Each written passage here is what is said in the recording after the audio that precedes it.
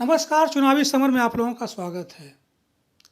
CAA का मुद्दा फिर से पहुंचा सुप्रीम कोर्ट।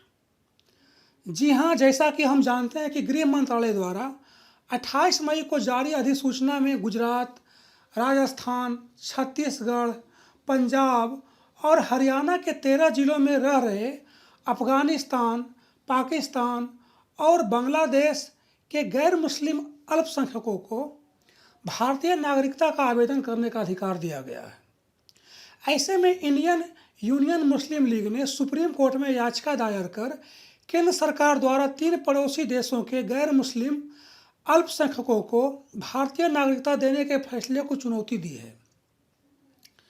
याचिका में उस अधिसूचना को चुनौती दी गई है जिसमें पाकिस्तान, अफगानिस्तान, बांग्लादेश के गैर मुस्लिम अल्पसंख्यकों को नागरिकता के लिए आवेदन देने की इजाज़त दी गई है। मुस्लिम लीग ने सुप्रीम कोर्ट से इस अधिसूचना पर रोक लगाने की गुहार की है। आईयूएमएल ने लंबित सीएए मामले में एक आवेदन दायर कर 28 मई की अधिसूचना को इस आधार पर चुनौती दी है कि नागरिकता अधिनियम के प्रावधान धर्म के आधार पर आवेदकों के वर्गीकरण की अनुमति नहीं देते हैं।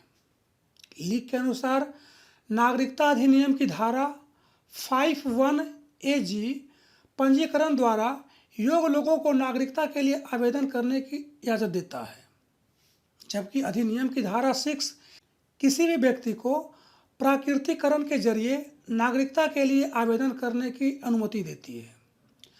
आईयूएमएल ने अपने आवेदन में कहा है कि केंद्र सरकार द्वारा एक कार्यकारी आदेश के माध्यम से 2 प्रावधानों को कम करने का प्रयास किया गया है, जो कि पूरी तरह से अवैध है। लीग का कहना है कि यह अधिसूचना संविधान के अनुच्छेद 14 यानी समानता के अधिकार की कसौटी पर खरा नहीं उतरता है।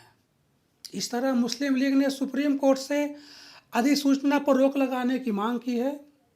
गौरतलब है कि आईयूएमएल ने ही सबसे पहले सुप्रीम कोर्ट में नागरिकता संशोधन अधिनियम 2019 को चुनौती दी थी। यानी कि सीएए का मुद्दा एक बार फिर सुप्रीम कोर्ट पहुंच गया है। वैसे जिस तरह से मुस्लिम लीग ने धर्म आधारित बंटवारे के खिलाफ आवाज़ उठाया है, वह कहीं ना कहीं भारत के संविधान की दृष्टि से जायज़ नज़र आ रहा है। ऐसे में अगर सुप्रीम कोर्ट सरकार के इस आदेश को निरस्त कर दे तो किसी को कोई आश्चर्य नहीं होना चाहिए। हालांकि मुस्लिम लीग की गुजारिश है कि कोर्ट न सिर्फ सरकार के इस आदेश को रोके बल्कि सीएए को भी असंवैधानिक घोषित करे।